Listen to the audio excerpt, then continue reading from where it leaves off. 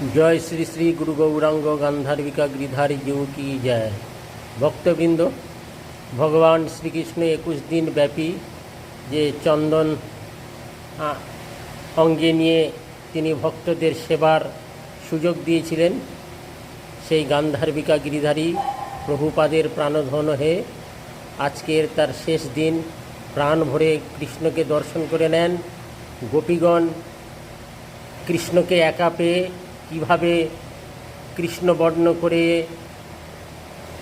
চন্দনের দ্বারায় তিনি কৃষ্ণবর্ণ করিয়েছেন এবং গোপীগণ কৃষ্ণকে এমনভাবে সাজিয়েছিলেন, কৃষ্ণকে সুখ দিয়েছিলেন এবং সমস্ত গোপীগণও সুখ লাভ করেছিলেন।